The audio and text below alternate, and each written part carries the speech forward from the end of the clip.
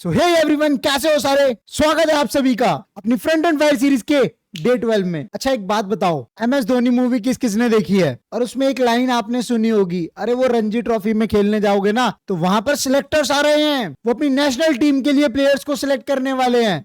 तो वो आपने टर्म सुना था सिलेक्टर्स। यस, वैसे ही सिलेक्टर्स होते हैं अपने CSS के अंदर, जो यहाँ पर सिलेक्ट करते हैं अपने HTML के एलिमेंट्स को और उससे करते हैं एलिमेंट्स को पेंट। ये स्टाइल वाले टैग्स के अंदर जो भी हमने लिखा है वो क्या लिखा है आज वो समझेंगे, कैसे ये H1 सिलेक्ट हो रहा है। यस, सो बहुत सारे टाइप्स ऑफ सिलेक्टर्स इसमें प्रेजेंट हैं। कुछ बेसिक सिलेक्टर्स होते हैं, कुछ कॉम्बिनेशन वाले सिलेक्टर्स होते हैं, उसमें भी फिर सब कैटेगरीज होती हैं। अगर बात करोगे element selector, ID selector, class selector, universal selector, sibling selector, child selector, तो ऐसे बहुत बड़ी लिस्ट है यार, 10 11 12 पहुंच जाएंगे। मैं उनकी कुछ कैटेगरी बताऊंगा और कैटेगरी में भी जो बेसिक सिलेक्टर्स हैं उसको हम ज्यादा समझेंगे विद द प्रायोरिटी रूल्स, जो मैंने लास्ट वीडियो में आपको बताया था, स्क्रीनशॉट ले लिया हो तो ये जो मैंने लिखा हुआ है ना H1, यस, तो ये है मेरा एक सिलेक्टर। क्या है बेटा? सिलेक्टर। ये सिलेक्ट करने वाला है कौन सा, कौन से बंदे को कौन से कपड़े पहनाने हैं, कौन सा बंदा हमारा नेशनल के लिए खेलेगा। यस, ये सिलेक्ट करेगा। तो यहाँ H1 लिखा है या H2 लिखा है। अब H1 या H2 कौन सा सिलेक्ट हो रहा है? H2 तो नहीं हो रहा है। कैसे हो रहा है? उस एलिमेंट के नेम से। तो ये बेसिक सिलेक्टर की कैटेगरी में आता है, जिसे हम कहते हैं एलिमेंट सिलेक्टर।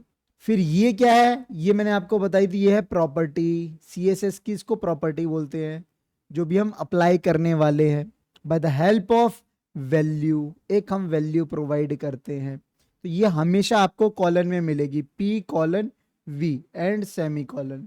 तो कुछ होते हैं हमारे basic selectors, and in basic selectors के पास अपनी अपनी एक प्रायोरिटी भी होती है। हर किसी की इक्वल प्रायोरिटी नहीं है।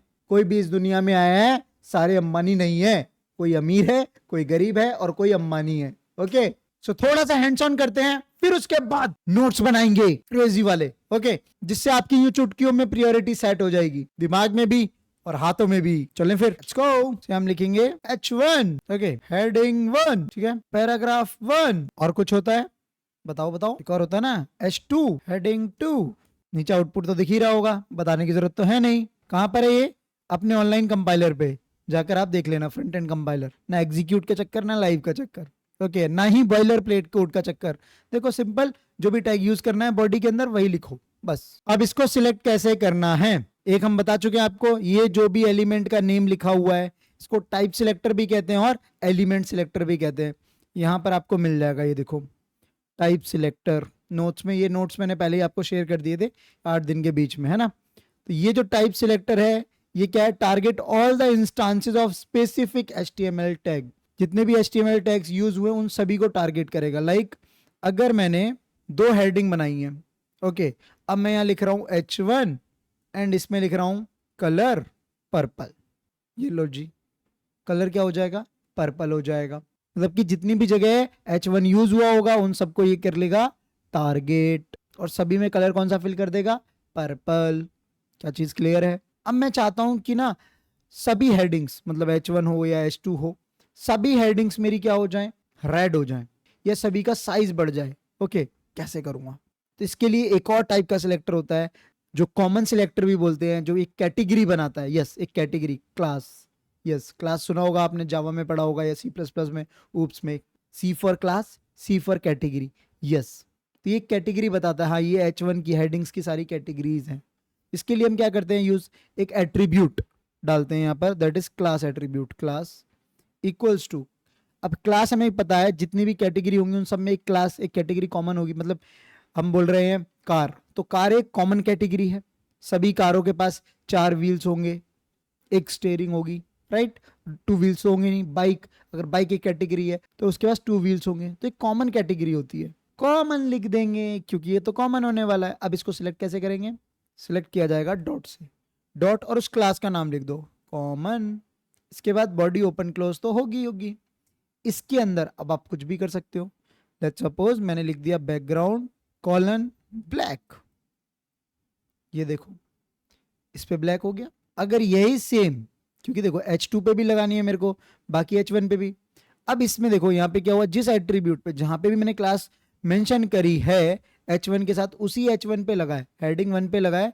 यहाँ पे अगर क्या कर दो हेडिंग 1 1, देखो हेडिंग 11 1 1 पे तो नहीं हुआ है, हेडिंग 2 पे भी नहीं हुआ है, किसी और हेडिंग पे नहीं हुआ है।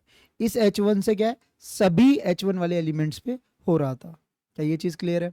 अब मेरे को जैसे सभी H2 पे भी लगाना है, तो इसको क्या कर सकता हूँ, simple copy paste and paste. तो H1 के दोनों पे लग गया और H2 पर भी लग गया। अब जैसे बैकग्राउंड कलर को ब्लू कर दो यार, थोड़ा पसंद नहीं आ रहा। ओके ये भी पसंद नहीं आ रहा। साइज 40 पिक्सल, सबके फॉन्ट क्या हो गए, इक्वल तीनों के, है ना। अब नीचे पैराग्राफ भाई साहब छुप गए। ग्रेट। 20 पिक्सल कर दोगे तो सभी 20 पिक्सल्स हो जाएंगी, 30 कर दो 30 पिक्सल्स हो जाएंगी। तो ऐसे हम क्लास का नाम रखते हैं, क्लास इज कॉमन, जो डबल कोट्स के अंदर आता है। यहाँ पे मोस्टली जैसे दिया जाएगा हेडिंग, पैराग्राफ। अब इसलिए मैंने नाम रखा है कॉमन, ताकि आपको समझ में आए। अब एक होती है एक और आईडी यूनिक, लाइक जैसे मैंने इन सबको कर दिया है एक साइज का 30 पिक्सल। अब मुझे अचानक से याद आया मेरे को H11 को सिर्फ चेंज करना है, H11 को सिर्फ चेंज करना है। सो मैं यहाँ पे लिखूंगा एक आईडी इक्वल्स टू, और आईडी होती है जैसे रोल नंबर, किसी बच्चे का रोल नंबर होता है वो दूसरे को मिलता है नहीं, लेकिन एक क्लास, जैसे class section A, section B, section C, ऐसे। तो एक क्लास में बहुत सारे बच्चे हो गए, लेकिन आईडी रोल नंबर सिर्फ एक ही बच्चे के पास होगा। तो यहाँ पर आएगा एक यूनिक रोल नंबर उस बच्चे का। फॉर एग्जाम्पल ऐसे रख दिया मैंने यूनिक 1। ये हर बच्चे का रोल नंबर क्या होगा, अलग होगा, आईडी सबकी अलग होगी हर एक एलिमेंट की। इसको कैसे सिलेक्ट करेंगे, मतलब इसके जरिए कैसे लाया जाएगा, CSS किया जाएगा। सो कुछ नहीं करना है, यहाँ पर जैसे हमने डॉट लगाया या एलिमेंट का नाम लिखा, बट इस बार थोड़ा सा अलग करेंगे, एक हैश आ जाएगा, और जो भी हमने आईडी का नाम है उसको यहाँ पे लिख दो। ओके। इसके बाद वही बॉडी ओपन क्लोज करली ब्रेसेस से, इसके अंदर कुछ भी छेड़खानी कर सकते हो। अब जैसे मैं छेड़खानी ये करता हूँ, कलर रेड कर दिया मैंने, ये देखना जी। अच्छा हाँ, एक अगर आप प्रॉपर्टी सेट कर रहे हो, आपको सेमीकोलन की जरूरत नहीं है, line break, semicolon is line break. अब मैं 2 प्रॉपर्टी ऐड करता हूँ तो मुझे क्या जरूरत पड़ेगी, जैसे कलर रेड, और मैं लिखता हूँ फॉन्ट साइज 40 पिक्सल, तो ये थोड़ा सा लार्ज भी हो गया। अब यहाँ पर अगर मैं ये नहीं डालता तो यहाँ पर कोई भी प्रॉपर्टियाँ काम नहीं करती। तो इनको सेपरेट करने के लिए आपको सेमीकोलन चाहिए, लास्ट वाली प्रॉपर्टी में सेमीकोलन नहीं चाहिए, ये भी छोड़ सकते हो। But for the good practice always जब भी वैल्यू असाइन कर रहे हो सेमीकोलन लगाओ। ओके ये लो जी। तो ये 3 टाइप के हमने सिलेक्टर पढ़े अभी। अब यहाँ पर एक चीज देखो, जो भी मैंने H1 से सिलेक्ट किया, यहाँ पे कलर पर्पल किया, ये कलर मेरा ओवरराइड हो गया, देखो यहाँ पे रेड हो गया। अब जैसे मैं इसको कमेंट कर देता हूँ, यहाँ पर मैं लिखता हूँ कलर ब्लू, एक जो भी क्लास में कलर लिखा है वो तीनों ही हेडिंग पे अप्लाई हो रहा है, मतलब इस वाली हेडिंग को देखो, इस पे अप्लाई हो रहा है। जो मैंने एलिमेंट में प्रॉपर्टी चेंज करी, उस प्रॉपर्टी को मैं दोबारा चेंज कर पा रहा हूं इसके अंदर, है ना। और सेम अगर मैं यहाँ रेड कर दूं, ये वाली देखो यार रेड भी हो रही है। अब तुम सोच सकते हो जो इंटरनल, एक्सटर्नल और इनलाइन CSS जो मैंने लास्ट लेक्चर में पढ़ाई थी इस वाले में, वो वाला कुछ ऐसा हो रहा होगा, नहीं। देखो ये ऊपर नीचे कॉल करने से हो रहा है, नहीं ऐसा नहीं है। इसको मैं सबसे ऊपर कॉल कर देता हूँ, देखना यहाँ पे अभी भी ये रेड है, जबकि सबसे लास्ट में अगर तुम यूँ सोच रहे हो डिसेंडिंग ऑर्डर में चल रहा है तो ये ब्लू होना चाहिए था, नहीं ये ब्लू नहीं होगा, क्योंकि यहाँ पर हर किसी की एक औकात है, एक प्रायोरिटी है, किसके पास कितनी पावर है ये पहले से ही डिसाइड हो रखी है। क्या ये चीज यहाँ तक समझ में आई? मतलब कि जो H1 में मैंने चेंज किया, उस चेंज को मैं दोबारा से चेंज कर सकता था क्लास में, उस चेंज को फिर से मैं चेंज कर सकता था एक आईडी से। क्या प्रायोरिटी समझ में आई? थोड़ी बहुत, थोड़ी बहुत, अभी थोड़ी रखो। अब इसके अंदर एक और सिलेक्टर होता है यूनिवर्सल सिलेक्टर। यूनिवर्सल सिलेक्टर क्या होता है, जैसे मोस्टली ये मार्जिन और पैडिंग के लिए यूज होता है सभी एलिमेंट्स में, चाहे H1 हो, चाहे बॉडी हो, चाहे H2 हो, चाहे पैराग्राफ हो, सभी में एक कॉमन CSS जो लगानी है, थोड़ा सा मार्जिन देना है, थोड़ी सी पैडिंग देनी है। मतलब कि ये देखो, ये जो मेरी एक हेडिंग है इसके ऊपर भी मार्जिन है, थोड़ा स्पेस है, यहाँ भी स्पेस है। फिर इस वाली हेडिंग में देखो, इसमें भी थोड़ा नीचे स्पेस है, ऊपर भी स्पेस है। सो ये जो स्पेसिंग है वो सब में कॉमन है, राइट। तो ये मार्जिन पैडिंग से होता है, आगे चल के हम पढ़ेंगे इसको जब हम बॉक्स मॉडल पढ़ेंगे। ओके फिलहाल ये समझे एक यूनिवर्सल सिलेक्टर होता है जो स्टार से होता है, स्टार। तो कभी आपने अगर SQL पढ़ा हो, select star from table table name, तो सिलेक्ट स्टार से क्या होता था, सारा डेटा सिलेक्ट हो जाता था। नहीं पढ़ा है तो कोई बात नहीं, समझ लो एक स्टार से जैसे H1 लिखने से ही सारे H1 सिलेक्ट हो जा रहे थे, एक स्टार लिखने से H1, H2 और पैराग्राफ जितने भी है, जितने भी टैग्स हैं, जितने भी एलिमेंट्स हैं, सब सिलेक्ट हो जाएंगे। देखना चाहोगे? यहाँ पे लगाऊंगा मैं स्टार एंड इसको किया ऐसे ओपन। ओके, अब यहाँ पे मैं लिखूंगा कलर और कलर डाल दिया मैंने पिंक। देखना जी क्या हो गया, ये पिंक हो गया, ग्रे कर देते चलो, तो ये ग्रे भी हो रहा है। अब मैंने अगर आईडी में सिलेक्ट करके या क्लास में एलिमेंट में ये वाले तीनों काम ना किए होते, ये तीनों काम ना किए होते, लेट्स सपोज कट किया, तो सभी मेरा ग्रे हो जाता, क्योंकि ये प्रॉपर्टी सभी पर अप्लाई होती। This is the universal selector. Element कोई भी हो, सबको सिलेक्ट किया जाएगा और सब पर एक CSS लगा दी जाएगी। ओके, फॉन्ट साइज भी लिख दोगे, जैसे देखो फॉन्ट साइज 50 पिक्सल, सारे 50 पिक्सल हो गए, सब हो गए। ये 4 हमने सिलेक्टर पढ़ लिए। अब अगर जैसे मैं बोल दूं हेडिंग 11 मेरी क्या होनी चाहिए, ग्रे ही चाहिए मुझे। क्या चाहिए? ग्रे। ओके, पैराग्राफ में। तो इसमें एक और चीज होती है, जैसे सबसे लो प्रायोरिटी पे यूनिवर्सल सिलेक्टर आता है, सबसे लो प्रायोरिटी पे। लेकिन अगर मैंने यहाँ लिख दिया इसके आगे सेमीकोलन से पहले इंपॉर्टेंट, क्या लिख दिया? इंपॉर्टेंट। अब देख लो, इंपॉर्टेंट इज बाप, सारे हो गए ग्रे। तो अगर गलती से आप CSS में कहीं ये इंपॉर्टेंट कीवर्ड लगा रहे हो, बंदे को बता रहे हो ये इंपॉर्टेंट आदमी है, ये अंबानी आदमी है, अडानी आदमी है, तो भाई साहब उसकी प्रायोरिटी सबसे ज्यादा हाई हो जाएगी। उसके कलर को आप चाहकर भी चेंज नहीं कर सकते हो, चाहकर भी। बेशक सबसे लो प्रायोरिटी में आपका यूनिवर्सल सिलेक्टर आता है। अब देखते हैं कुछ कॉम्बिनेशन सिलेक्टर्स। क्या क्या देखो, एक एलिमेंट ही है, या क्लास एक है, या आईडी एक है, या फिर स्टार एक है। 2 एलिमेंट के नेम नहीं है, या 2 क्लास के नाम नहीं है, या 2 आईडी के नाम भी नहीं है। अब हम वैसा कुछ पढ़ेंगे, that is called combination selector. Okay, इन सबको कर दो कमेंट। अब मैं चाहता हूं H2 और P पर एक सेम टाइप की CSS अप्लाई करना। वो कैसे पॉसिबल है? क्योंकि क्लास यहाँ कॉमन मैंने दी है, इसमें कोई क्लास दूंगा नहीं। फिर भी हम कर सकते हैं लाइक H2, P, फिर बॉडी ओपन कर दो, इसके अंदर लिखो कलर रेड। ये देखो जी, दोनों हो गए रेड। अब ये नहीं है सिर्फ हम H1 H2 दो ही कर सकते हैं, n नंबर ऑफ एलिमेंट्स को सिलेक्ट किया जा सकता है। H1 लिख दो, कॉमा डाल दो, H1 भी सिलेक्ट हो जाएगा। H3 का रखना है, H3 भी हो जाएगा। H1 H2। अब बोलोगे यहाँ तो अप्लाई हो नहीं रही है, अरे भाई कॉमा डालो, बिल्कुल ये सब सही होना चाहिए। एक ये तरीका है।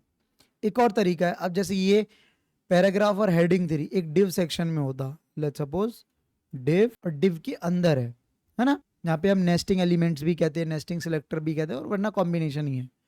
अब मेरे को डिव के अंदर वाले P को कलर करना है, डिव के अंदर वाले P को कलर करना है। कैसे करूंगा? Div inside P colour, colour is blue. अब ये देखो कलर ब्लू हो गया क्या?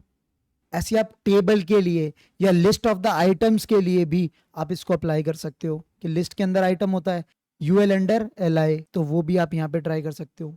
ये कुछ एक्सपेरिमेंट मैं आपके लिए छोड़ूंगा होमवर्क में, मेरे को बताना कमेंट सेक्शन में कि क्या वो चीजें काम कर रही हैं, क्या चीजें काम नहीं कर रही हैं। एक और डिस्कशन के लिए चीजें छोड़ूंगा कमेंट सेक्शन में। सेम यहाँ पे मैंने कलर P पे रेड किया और यहाँ पे मैंने ब्लू किया है।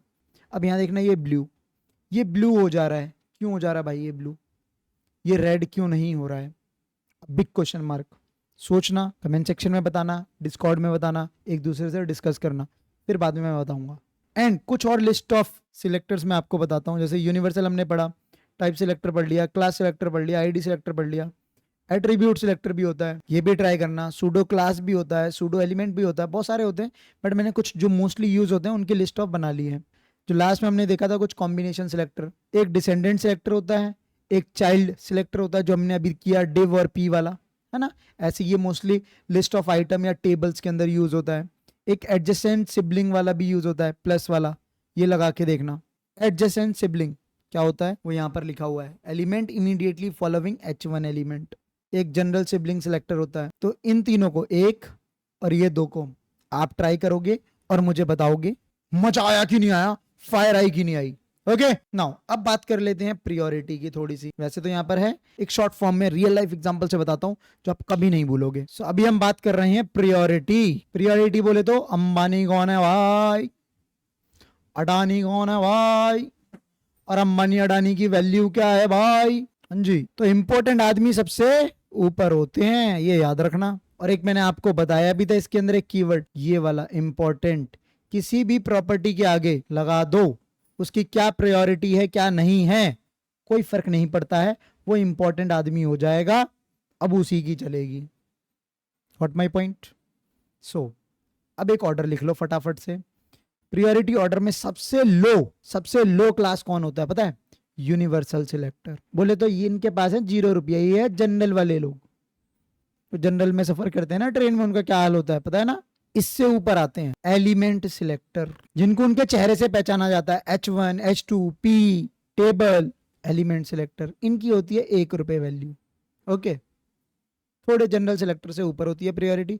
अब इसमें जो CSS आप चेंज करोगे, ये उसमें सब में चेंजेस आपको दिखेंगे। लेकिन अगर आपकी लाइन में कुछ ग्रुप ऑफ बच्चे आ जाएं, है ना, मतलब आप जहां लाइन में खड़े हो वहां कोई ग्रुप में आ जाए, वो आपको पीछे खिसका सकता है और आगे आ जाएगा, लाइन में आ जाएगा कि नहीं आ जाएगा? यस। जो कहां पे दिखेंगे आपको? कैटेगरी में, दैट इज कॉल्ड क्लास, जिसकी वैल्यू है 10 रुपीज। इनसे ऊपर ID सिलेक्टर, जिनके पास अच्छा खासा मोटा रुपया होता है, मान के चलो 1000 रुपए, एज कंपेयर टू क्लास। क्योंकि जब इसके पास ज्यादा पैसे होंगे तभी तो ग्रुप वाले लोगों से लड़ पाएगा। हाँ जी, सच है ना? तो इसके पास है 1000 रुपया, तो ये 1000 रुपए बांट देगा, 10-20 लोगों को इकट्ठा कर लेगा, तो एक ग्रुप वाले लोगों पे भी हावी हो जाएगा। क्लास में भी चेंजेस किए हैं, उसको भी ये ओवरराइड कर देगा ना। इसके बाद आता है इनलाइन CSS। यस, इसके बाद कहीं आता है इंपॉर्टेंट। इनलाइन वाले के पास होता है लाख रुपया, ये लखपति होते हैं भाई साहब, और ये हैं एक्चुअली में अंबानी और अडानी, करोड़पति। अब जब करोड़पति आ जाएगा उसके लिए तो रेड लाइट भी ग्रीन कर दी जाएगी, है ना? तो वो रोड पे नहीं रुकेगा, हम रोड पे वेट करेंगे, इंतजार करेंगे। अच्छा, इनलाइन CSS क्यों बोल रहा हूं? देखो, सबसे लास्ट में हमने क्या देखा था? एक्सटर्नल CSS, इंटरनल CSS, इन दोनों की प्रियोरिटी सेम थी, लेकिन इनलाइन CSS सबसे लास्ट में कॉल होती थी, है ना? जब भी एलिमेंट कॉल हो रहा था तो वो सभी प्रॉपर्टीज को क्या कर सकता था? ओवरराइड कर सकता था। तो ये जो चीज है उसकी priority as compare to other selectors, yes, combination selectors, वो सब उन सब से ऊपर है, बट इंपॉर्टेंट लोगों से नीचे ही रहेगा। अब इसका फटाफट से स्क्रीनशॉट मार लो। कौन अंबानी है इस लिस्ट में, कौन अडानी, ये तुम्हें पता चल चुका है। अब तुम्हारे पास इसका लिंक आपको मैं डिस्क्रिप्शन में लगा दे रहा हूं, जिसने नहीं पढ़ा है जाके पढ़ना। ओके, चलो फिर मैं मिलता हूं आपसे नेक्स्ट लेक्चर के साथ। Bye bye, best of luck. और लोगों को शेयर करो यार, जाओ जल्दी जल्दी, तब मजा आएगा, फायर आएगी। और बताना क्या कुछ चीजें आपको नई सीखने को मिली।